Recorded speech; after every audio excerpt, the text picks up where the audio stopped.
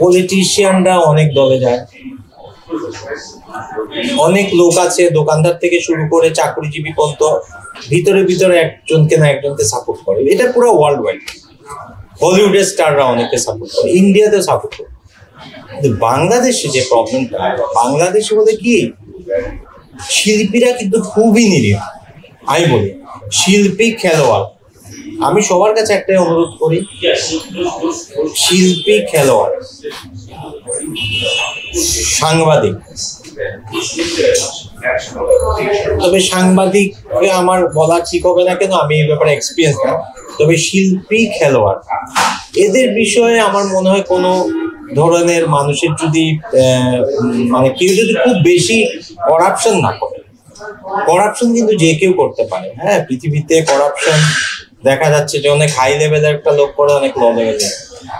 কোনো যদি specific allegation না থাকে, আমি মনে করি শিল্পী এবং সাহিত্যিক এবং খেলোয়াড়দের ক্ষমা সুন্দর চোখে দেখা উচিত। কারণ এই দেশটা আমাদের সবার। আমি তো মনে করি যে আমরা যদি দেখেন, এই মধ্যেও তো কনসার্ট হলো, হ্যাঁ, নতুন বাংলাদেশের কনসার্ট, অনেক শিল্পী গান গেয়েছে। আমার মনে হয় যে সবাইকে আমরা বন্ধু ভাবাপন্ন মনে করে আগামী একটা সুন্দর বাংলাদেশের দিকে আমরা এগিয়ে যাব।